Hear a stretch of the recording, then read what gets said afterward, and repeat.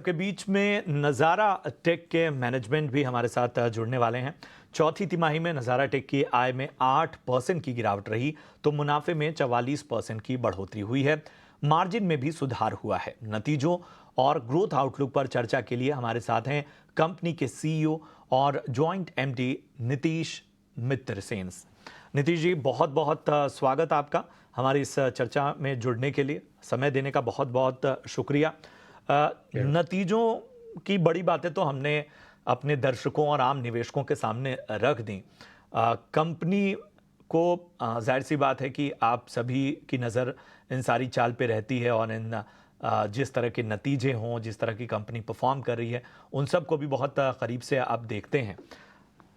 कैसा मतलब कहाँ आपको प्लस लग रहा है, कहाँ लग रहा है कि थोड़ा सा सुधार की आवश्यकता है? जरूर। जैसे आपने कहा, हमारा एबिटा और प्रॉफिटेबिलिटी ये साल बढ़ी है। उससे ज़्यादा हमारे जो कैश फ्लो फ्रॉम ऑपरेशन है, फ्री कैश फ्लो आप बोल सकते हो ऑपरेशन से, वो काफ़ी बढ़े। इस साल पहली बार एबिटा से ज़्यादा हमारे कैश फ्लोज आए। 127 करोड़ का एबिटा था हमारा और लगभग 130 करोड़ का कंपनी ने कैश जनरेट करा। ये हमारी कंपनी के लिए काफ़ी अच्छा है, क्योंकि इस फ्री कैश से हम री इन्वेस्टमेंट्स कर सकते हैं, ऑर्गेनिक और इनऑर्गेनिक में। रेवेन्यू हमारा थोड़ा गिरा है इस साल। इस साल एक्चुअली 4% अप था, इस क्वार्टर में थोड़ा गिरा। बट क्वालिटी ऑफ रेवेन्यू हमारे लिए बहुत इंपॉर्टेंट रहता है। हमें एक स्ट्रॉन्ग फंडामेंटल कंपनी बनानी है जो आगे के काफ़ी सालों तक बहुत तेज़ी से चले, और इसीलिए हम growth at all cost approach नहीं ले रहे। Quality and sustainability of business पे काफ़ी हमारा फोकस है। इसके अलावा कंपनी ने इस साल 950 करोड़ का इक्विटी कैपिटल रेज करा है। टोटल कैश बैलेंस कंपनी में लगभग 1450 करोड़ है। तो मुझे लगता है कि हम बहुत ही फाइनेंशियल स्ट्रेंथ पे बैठे हुए हैं, जिसके थ्रू हम लोग ऑर्गेनिक और एमएनए के थ्रू कंपनी को काफ़ी ग्रो कर सकते हैं। अगर मैं आगे के प्लान्स के बारे में जानना चाहूँ, जाहिर सी बात है यहाँ से जो भी चीज़ें हैं वो और ज़्यादा बेहतर करने पर भी फोकस होगा। तो ज़रा कुछ डेवलपमेंट्स के बारे में बताइए, किस तरह की तैयारी है आगे कारोबार को लेकर, किस तरह का प्लान आप कर रहे हैं? देखिए, हमारा अगर फाइनेंशियल टारगेट आप पूछिए, जो हमारी कोशिश जारी रहेगी कि ये साल FY24 में हमने 128 करोड़ का एबिटा नंबर करा। हमारा टारगेट है कि FY27 में हम 300 करोड़ का एबिटा टारगेट पे पहुंचे।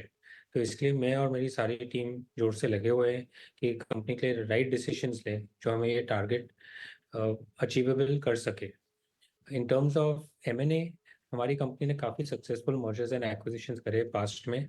अभी भी हम काफ़ी डील्स में डिलीजेंस कर रहे हैं, और मुझे लगता है कि Q2 Q3 तक ये साल के हम कुछ अनाउंसमेंट्स करेंगे, जिससे कंपनी की ताकत और बढ़ेगी। हम्म। सर, रेवेन्यू मिक्स आपका कैसा रहा इस तिमाही और सबसे अच्छा प्रदर्शन कहाँ देखने को मिला, किस सेगमेंट में? तो हमारा ई स्पोर्ट्स बिजनेस काफ़ी अच्छे से ग्रो करा है। हमारे जो स्पोर्ट्स कीड़ा बिजनेस है वो काफ़ी अच्छा ग्रो करा है। और हमने एक यूएस में एक कंपनी खरीदी वाइल्ड वर्क्स, जिसने भी काफ़ी अच्छा करा है। ये 3 कैटेगरीज में हमें अच्छी ग्रोथ मिली है ये साल।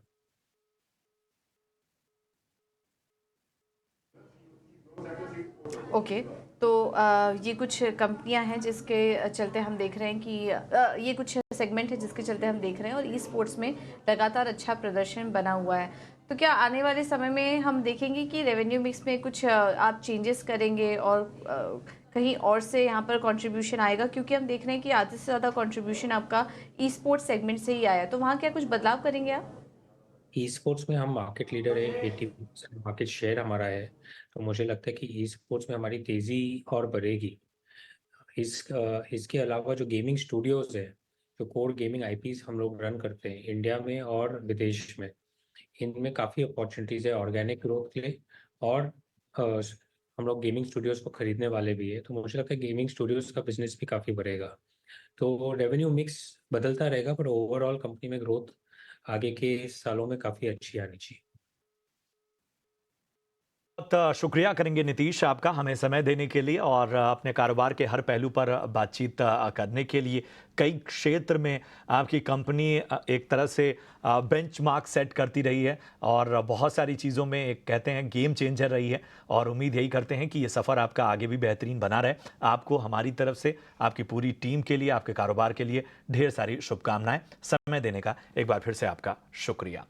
तो नज़ारा टेक का हमने देखा कि आज यहाँ पर अच्छी तेज़ी भी स्टॉक में नज़र आती हुई। इस वक्त देखिए 6% से ज़्यादा की तेज़ी, 44% जो है वो मुनाफा बढ़ता हुआ। मैनेजमेंट कमेंट्री भी आपने सुनी। अवनी, मैं आपके पास आना चाहूँगा। नज़ारा टेक पर सबसे पहले अपनी राय दीजिए। बहुत ही स्पेशलाइज्ड कंपनी है, ख़ास तरह के कारोबार में है और आपने मैनेजमेंट की तमाम बातें भी सुनी। इसके साथ ही मैं चाहूँगा, हमने थोड़ी देर पहले एफएल इंडिया की भी चर्चा की थी, वहाँ पर भी एक तेज़ी नज़र आ रही है। तो नज़ारा टेक पर तो पहले राय दीजिए, उसके बाद एफएल इंडिया पर भी आप अपनी विशेष टिप्पणी कीजिए। नजारा टेक अगर आज का मूवमेंट देखें तो पिछले 3 हफ्तों की जो गिरावट थी वो पूरी कवर हो चुकी है। एक अच्छा बुलिश एनगल्फिंग पैटर्न बना हुआ है एंड ओवरऑल जो कमेंट्री भी है काफी पॉजिटिव नजर आ रही है। तो मेरे हिसाब से ये जो अगर ये टिका रहता है आज के दिन में ऊपर 650 के ऊपर, तो ये बहुत ही जल्द ऊपर की तरफ अराउंड 783 तक चल सकता है स्टॉक। तो व्यू पॉजिटिव रहेगा यहाँ से जब तक कि ये जो इसका कंसोलिडेशन का जो लेवल था वो था करीबन 636 के आसपास। तो जब तक ये 636 के ऊपर टिका हुआ है मेरे हिसाब से 683 तक चलने की पूरी उम्मीद रहेगी। और दूसरा स्टॉक एफले इंडिया। सो एफले में एक अच्छा मूव हमें देखने मिला है डेली चार्ट्स पे, बट ऊपर से थोड़ी सी हल्की सी प्रॉफिट बुकिंग भी नजर आ रही है क्योंकि वहां पे एक रेजिस्टेंस लेवल है 1310 के करीबन।